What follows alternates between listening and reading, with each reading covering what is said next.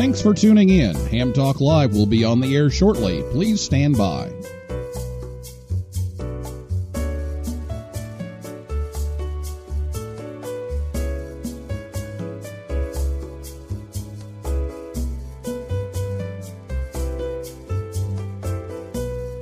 Thanks for tuning in. Ham Talk Live will be on the air shortly. Please stand by.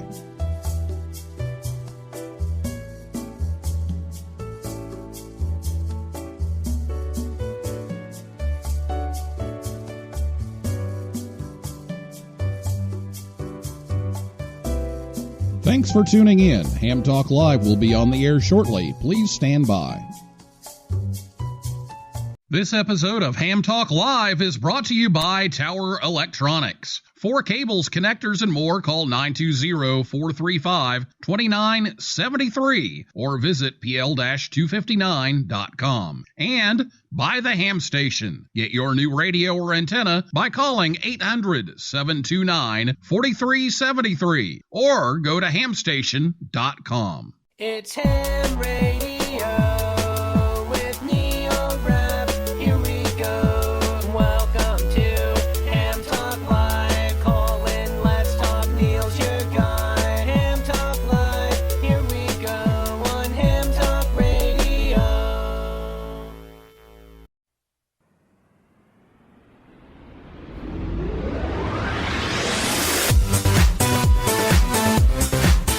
Good evening, everyone. This is Ham Talk Live, episode number 45. Antenna Building 101 with Emmett Hohensee III W0QH.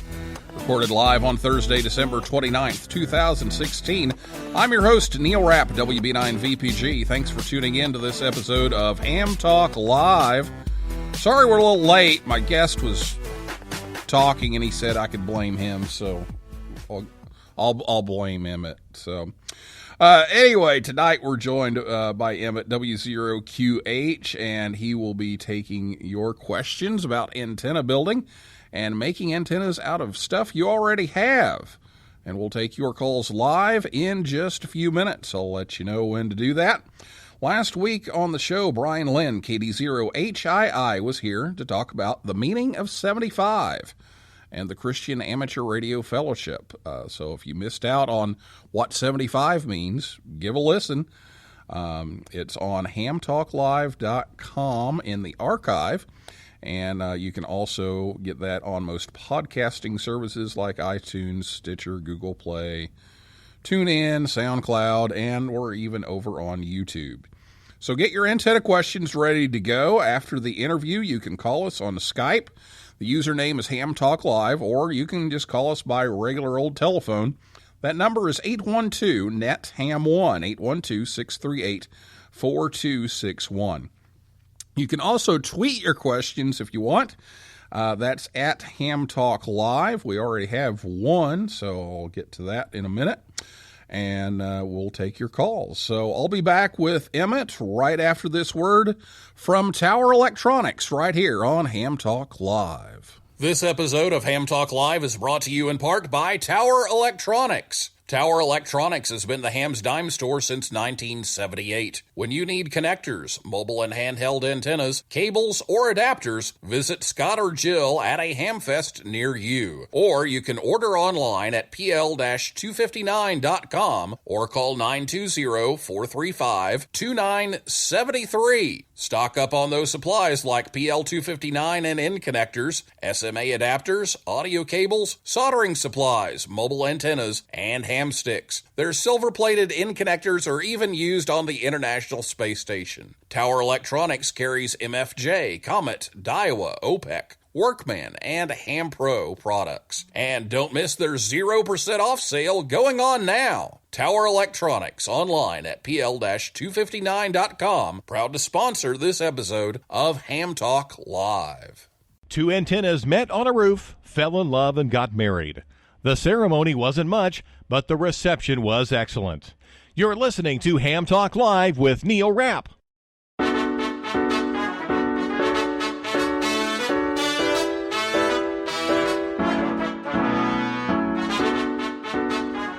We'd like to thank Scott and Jill at Tower Electronics for sponsoring the show tonight to help bring you Ham Talk Live.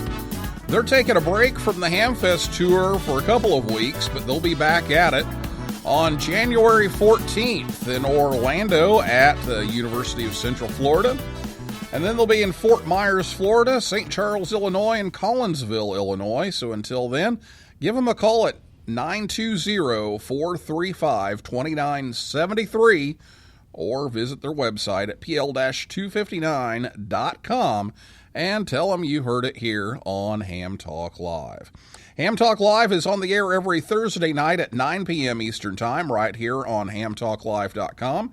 And if you miss the show, you can listen to the archive on the website or download it from most popular podcasting websites. Emmett Hohensee III W0QH is the chief engineer at Radiowavz in the St. Louis, Missouri metro area. Emmett designs and builds custom antennas for both amateur and commercial radio. He's been on numerous ham radio podcasts teaching about antennas and was instrumental in the operation of the W8D Dayton Hamvention Superstation. And we may even talk about that for next year a little bit this evening. He also recently helped activate the Dry Tortugas National Parks, as opposed to the wet Tortugas, I guess. Anyway, they had a de-expedition there, and he helped out with that. And his company, Radiowavz, is also a proud co-sponsor of the amateur radio newsline Young Ham of the Year Award. You can visit Radiowavz online at Radiowavz with a Z. That's Radiowavz, WAVZ.com. So, Emmett, thanks so much for coming on the show tonight. Scott, it's Neil. I'm sorry, I'm someplace else tonight. I was just. We're talking about Scott and. No, yeah, I was thinking about it. It's funny. I've got I was just looking at a picture of him when he's at this electrical exhibit of someone who got electrocuted, and then he's like standing right next to it. And anyway, no, I had my mind on Scott for just a second. Sorry about that.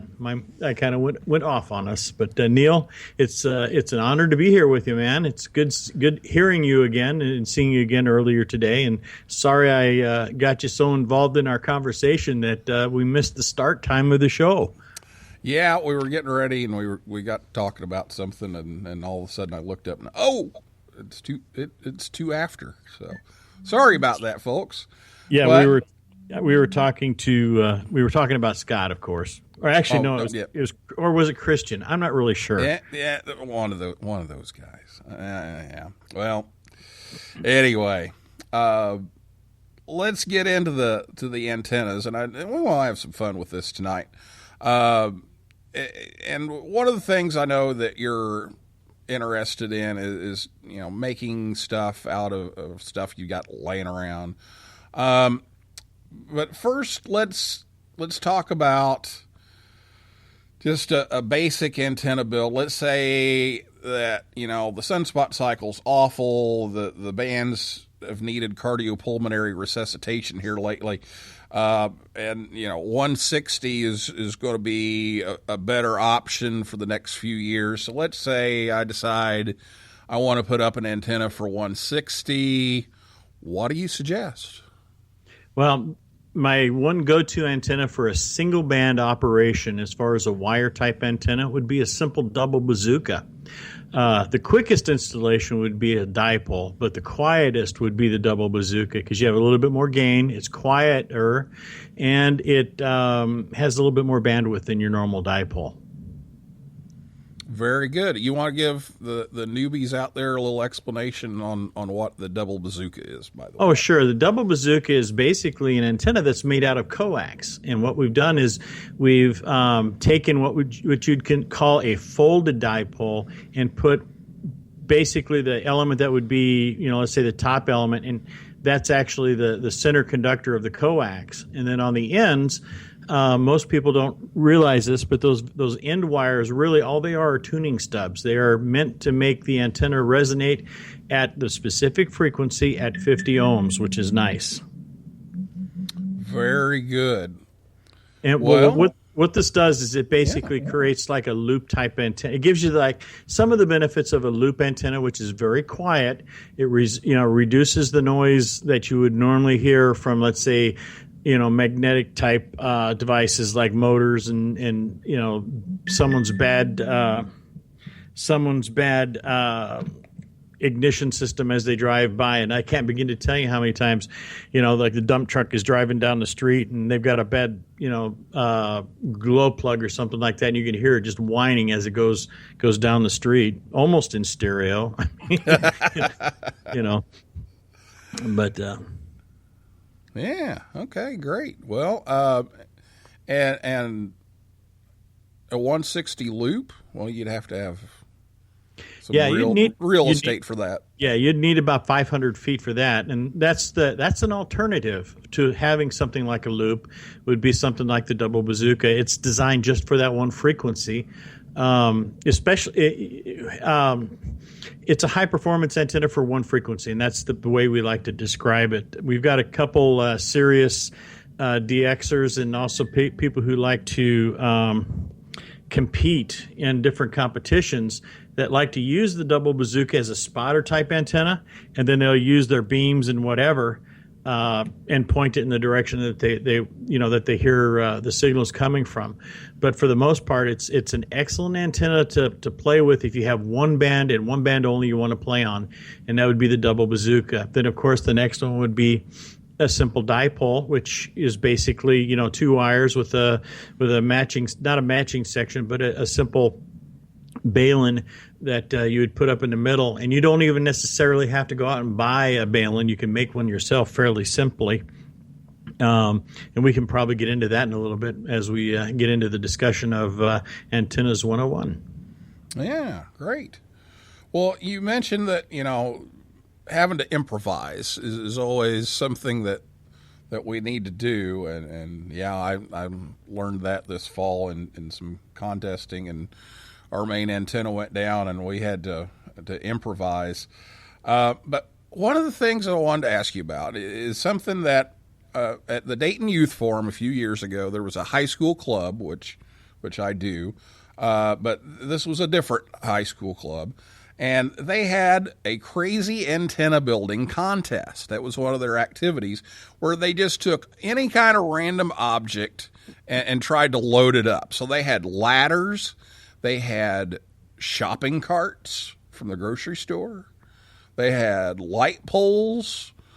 What advice do you have about trying to make one of these with just some random objects like that? Oh man, yes. One of the things that you and I were discussing earlier when we before we were on the air and we ended up starting late. Was how we, in the beginning, back when I was young, that did happen once. Back when I was young. Back in the day. Yeah. When you had to walk to school uphill both ways, yep, through 10 feet of snow, in the middle of a Sharknado. Yep. Actually, it was 20 below zero quite often where I was coming to, but that's another story. But the thing was I wanted to, and believe it or not, this was about when I was about 7 years old. I wanted to listen to the Omaha Royals play baseball. And I, of course, didn't have a radio to listen to it, and I couldn't, and my parents, back then we didn't necessarily have the money to just buy me a radio so that I can listen to it. So they did the next best thing. They took me to the library, and I found a book on radios, and I found the plans for a cat whisker type radio, and I built that thing. And that's when I first started getting in trouble, because it was really simple. It was wire with a toilet paper roll, a razor blade, a pencil lead back when they used real pencil leads, a hair, not a hairpin, but a like a, not, oh, what kind of a bobby pin? Yeah, a bobby pin, and the speaker was our phone. Back when back when I did this was when you still had to lease your phone from Bell. And needless to say, I got in so much trouble from my dad because I took the phone apart, took the speaker part out and used it for my radio. And then I tried sneaking it back and I didn't get it back in time. But it was funny. That's how I started. And it was literally the wire I found was just wire that was, the phone guys had a whole bunch of wire that was just kind of laying around over by a place where my dad worked. And they said, yeah, go ahead and take that spool right over there. And it was just basically that, your simple single pair type wire. And I measured things out. I coiled everything up on the toilet paper roll. I did all the things that they said in the instructions. And I built my own antenna. My first antenna was made out of a extension cord, one of those back at the time, it was a Christmas tree extension cord. So it was like about a 30-foot wire, and I just split it in half and stuck both legs outside and brought it in. So it was like a small miniature doublet, and it was amazing. I could pick up so many things. It was a lot more than just the Omaha Royals baseball. It was the world. And from that point on, it was literally that was like the light bulb came on and it hasn't shut off yet or burnt out yet. Yeah. So what do you think of this shopping cart thing? I love it. I think it actually worked. They made it. Yeah. The rule was you had to make one contact with it.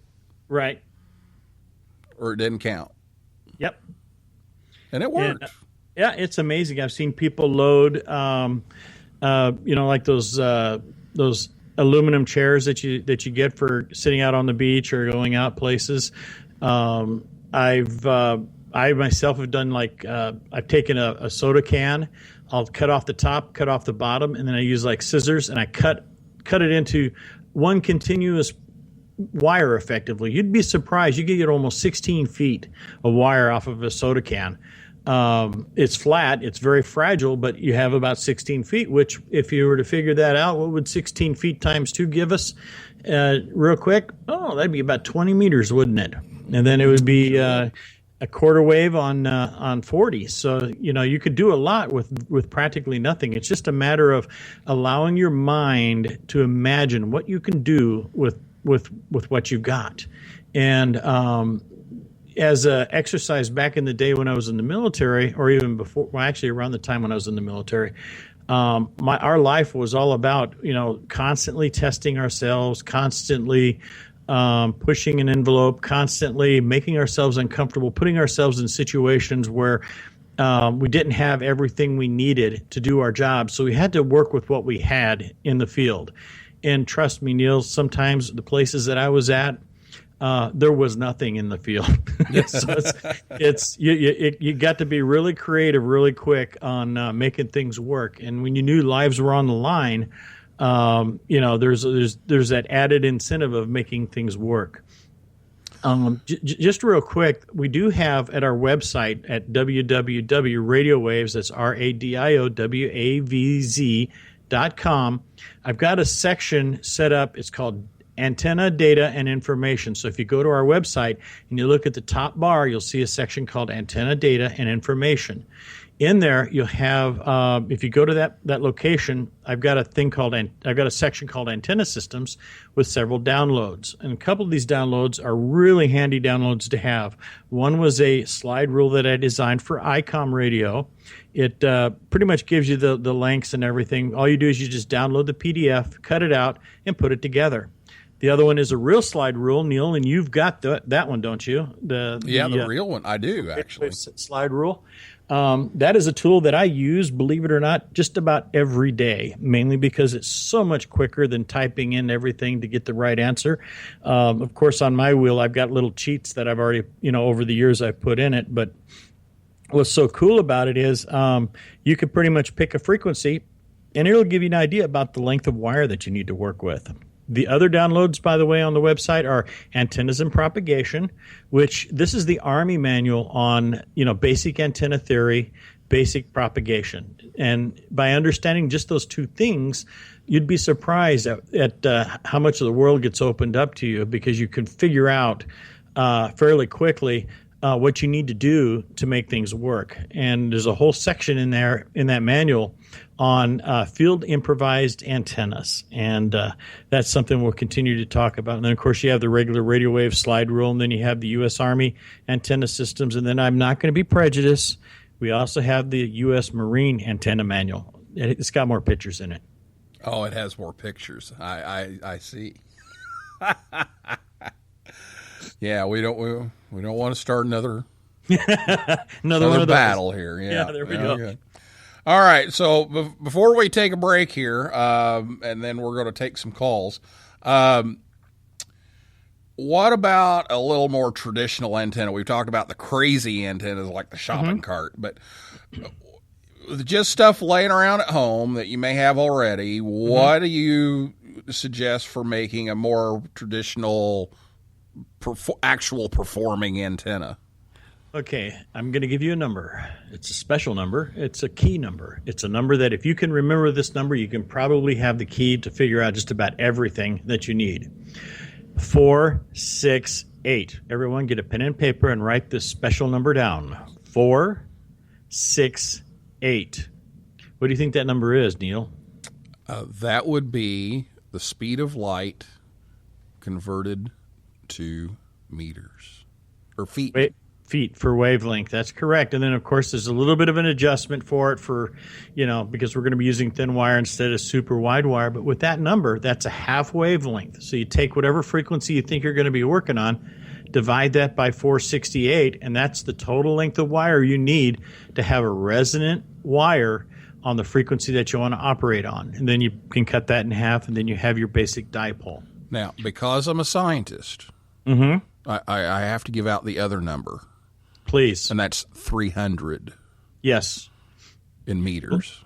Believe it or not, I actually use meters more than I do imperial because it's just so much simpler to work with for me. I like tens. It's easier to work instead of fractions. Oh, yeah. Absolutely. I try to convince people of that.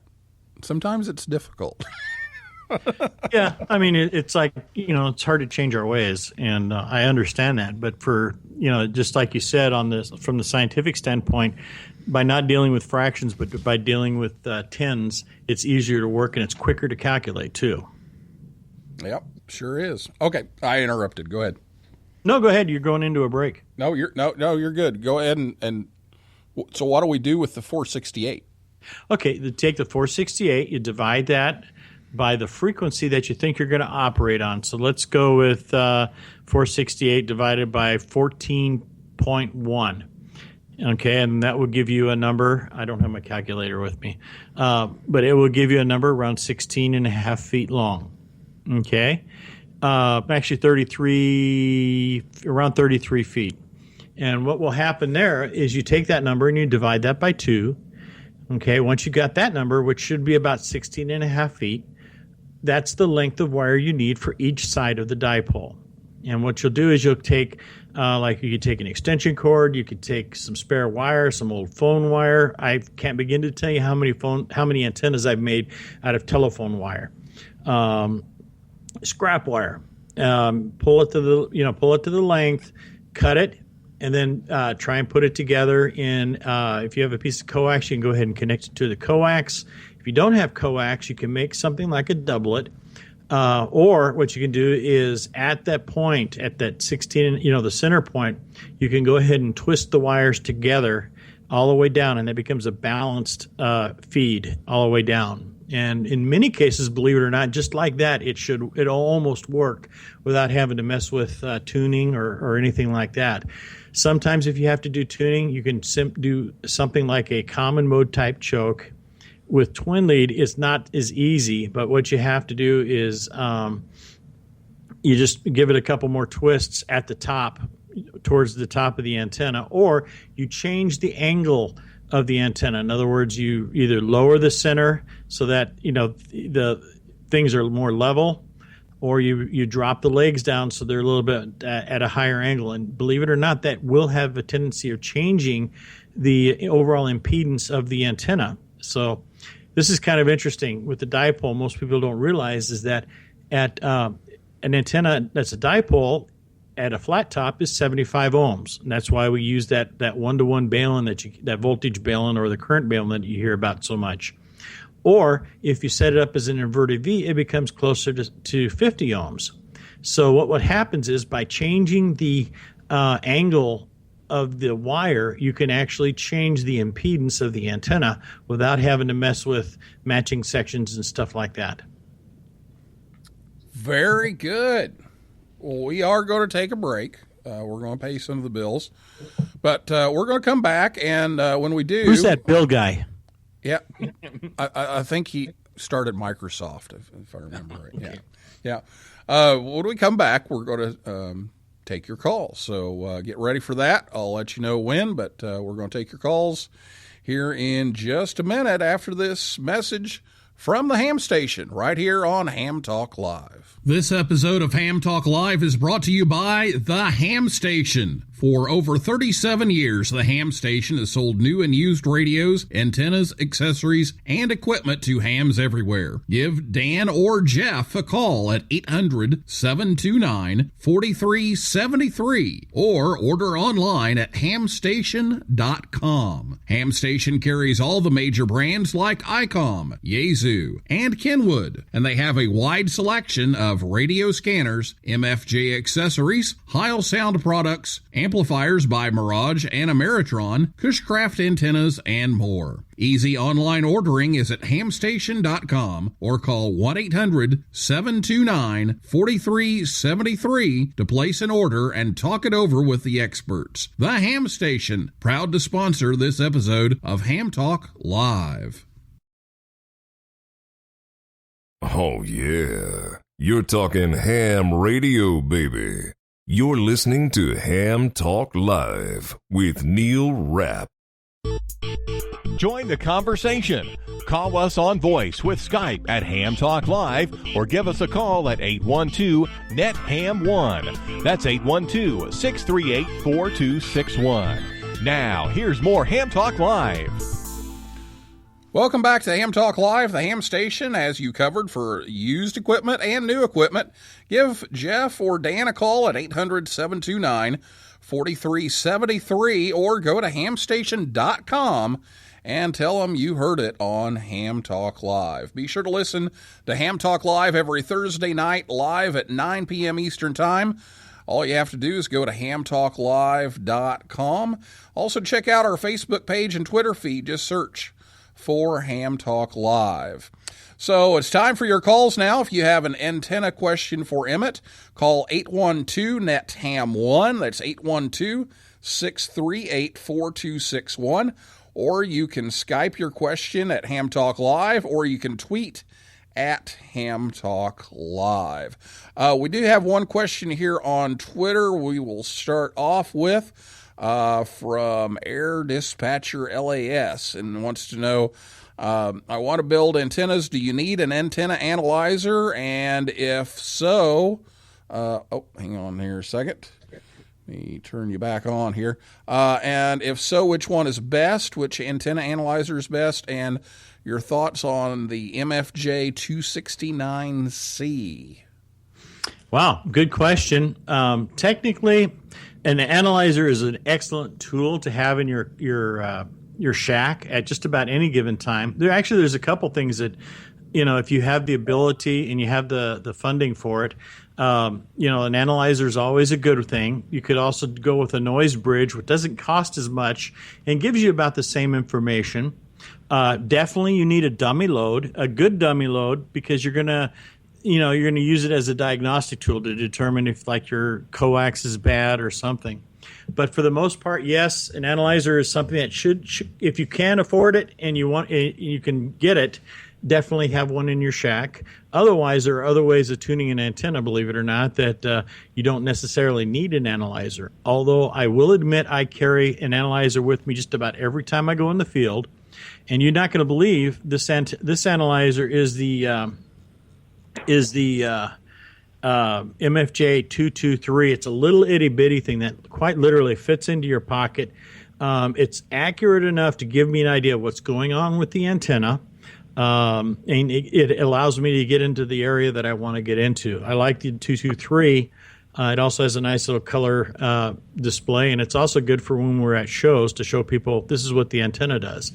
The question on the MFJ 269C, believe it or not, we have one at just about every spot in our shop. In other words, everyone on every bench has at least one of those and analyzers there, because the thing we discovered about the 269 series products is that they're fundamental circuits, which means they're easier to work with, and they give us the answers that we're actually looking for when we're trying to, let's say, tune a in-fed half-wave antenna component.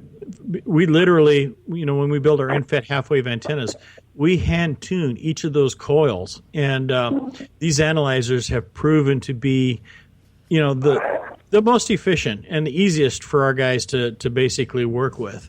There's a lot of other analyzers out there like Rig Pro. I also have what's called Mini VNA, which I love a lot. I take it with me too, especially when I'm doing some certain types of engineering work, when I need to have a lot more complex, let's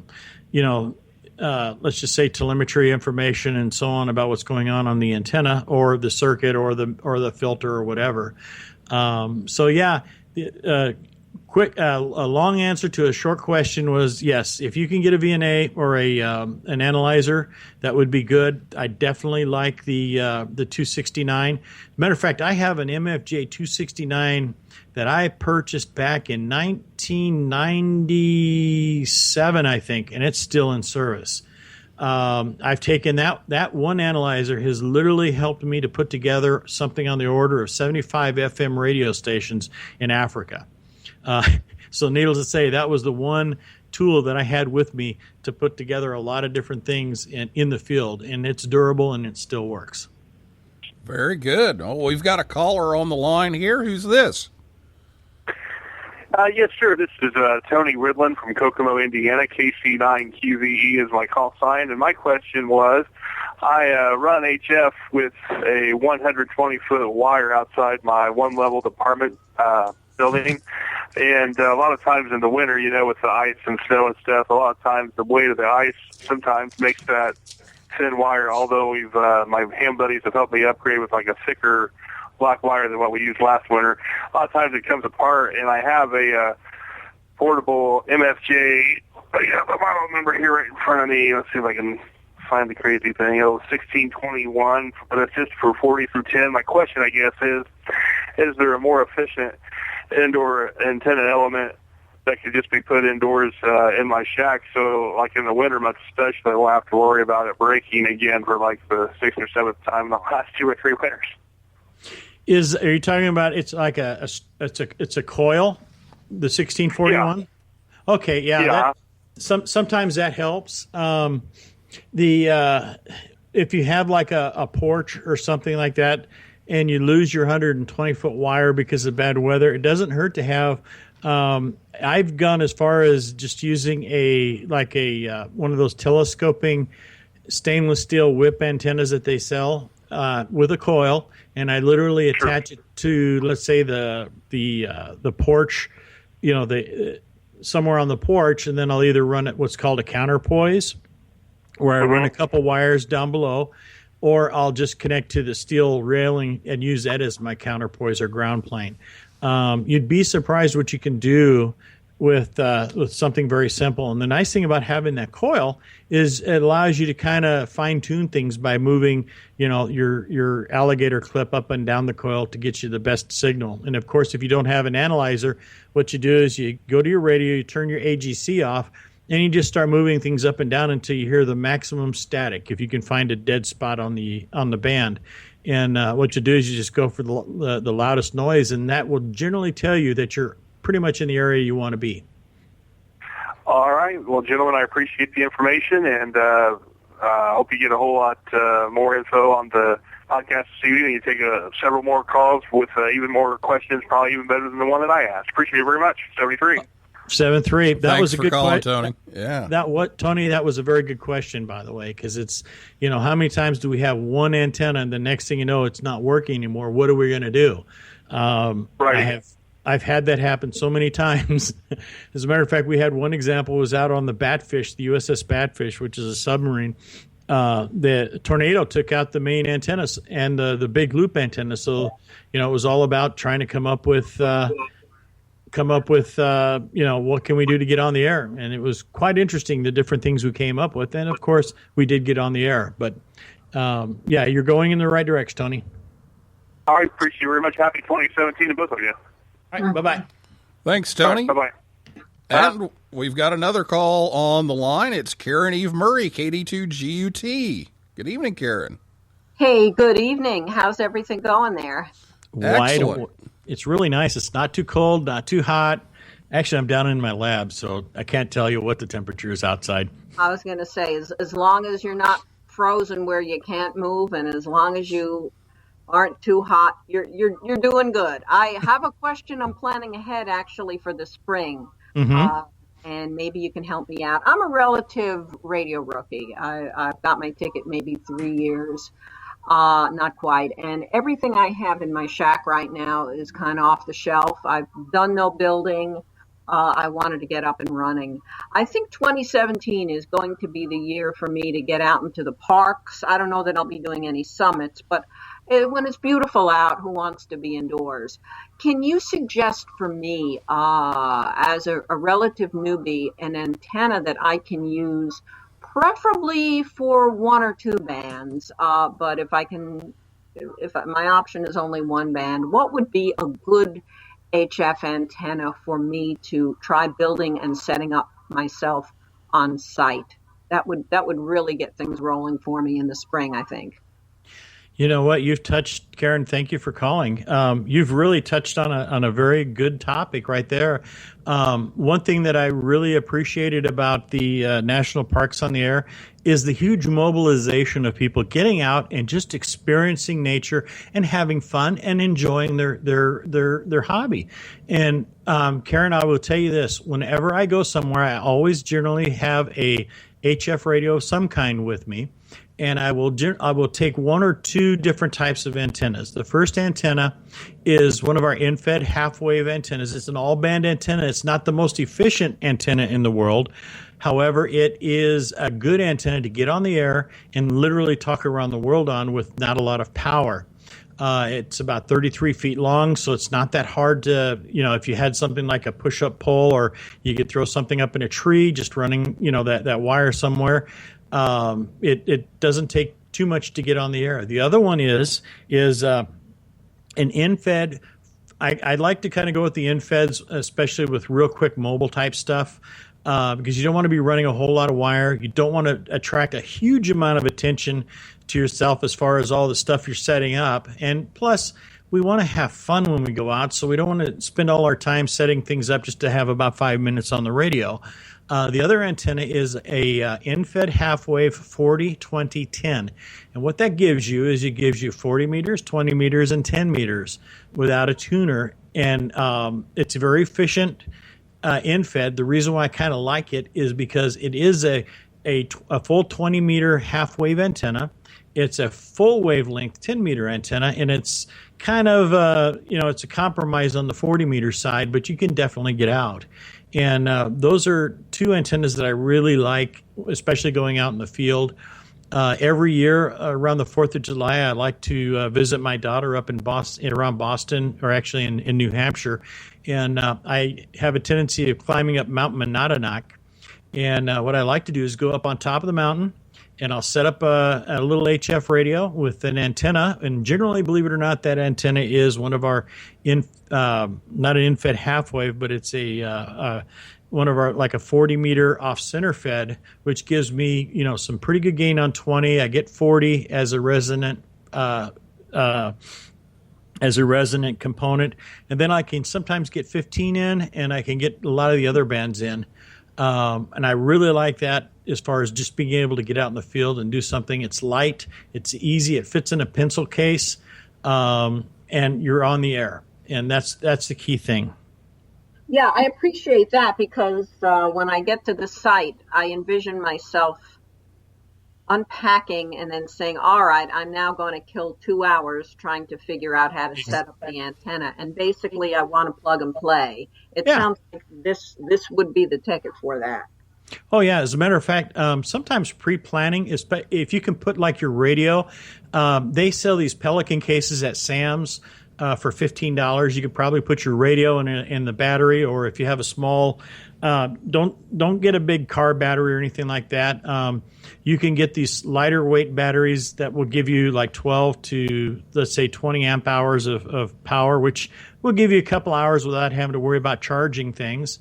And then just kind of have everything figured out before you go out. And if you just, as you keep doing it, make little notes and tune your kit.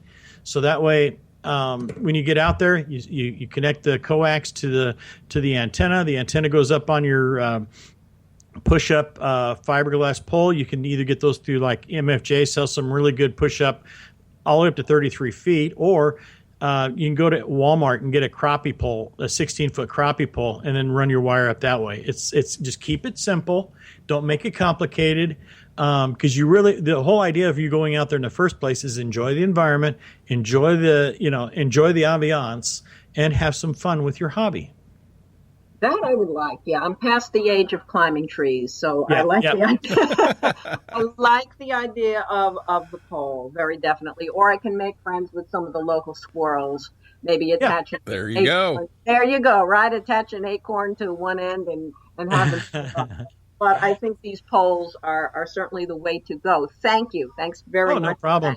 Another thing I carry in my kit too, just to let you know, is a baseball with an eye hook in it. And what I do is I have I pick up some 80-pound test or 50-pound test monofilament line. I tie it to that baseball, and I can throw it up in a tree fairly easy. And I'm using a very lightweight monofilament, not lightweight, but it's 50 pounds, so it's more than enough to hold the antenna. It's not so big that it takes up a ton of space, and it's easily, I can easily take it back whenever I want. Okay, I throw like a girl. Well, that's just it. You take a small baseball, you can just start swinging it like you're swinging your purse, and just throw it. I'll end up throwing my purse up in the tree. There you go. Tie it to your purse. That's perfect. There you go. I like that idea too. Great. These are all really helpful because it's going to be a long winter. And I'm going to need something to keep me going till spring. But you're right. National Parks on the Air, if it did nothing else, and it did a lot more than just this, but it inspired me to get myself back out. I worked one park and had a real blast. And I said, you know what? I got to be doing more of this in the year to come. So this will definitely get me started because the antenna was an issue for me. I said, what am I going to do with an antenna? And, Just look at that. Just look at something like a simple push-up pole. In-fed antenna is the easiest of all. So something like the in-fed half-wave, 40-20-10, a Pathfinder always works. And what you can do too, just for the fun of it, on a not-so-terrible day outside, pretend like you're going out to the park and set your stuff up out on your back porch. I can't begin to tell you how many times Rochelle and I have sat out on our back porch on a night, and I literally set stuff up, and we just talk on the radio with everything I just set up on the porch. I'm not using our main antennas. I'm just using what I would normally take in the field, and we have a ball, and we have a nice little fire, and it's kind of cozy and comfy, and I'm in an indirect way. I'm practicing, for when I do go into the field. But yet I'm having fun doing it at home. That's right. And by the time I get out into the field, I will have already done it. It'll be, we hope, second nature. That's good. You've already worked out your kinks. You haven't discovered that you're missing half the stuff you need to get on the air. So because you've already done it at home, and you put it in a little case, you keep it simple, keep it light, and you'll have fun. All right, I'm going to have to cut you off here. We're almost out of time, but we'll keep going, and we've got another question on Twitter. We'll get that by email, and Emmett, we may have to do this again. So anyway, that's a wrap for this edition of Ham Talk Live. Thanks to Emmett from Radiowavz and everyone out there in cyberspace for listening and calling in, and invite you back next Thursday night at 9 p.m. Eastern Time when Dave Anderson, K4SV, will be here to talk about rig comparisons and beverage antennas. And for a list of all of our upcoming guests, visit hamtalklive.com. So for now, this is Neil Rapp, WB9VPG, saying 7375, and may the good DX be yours.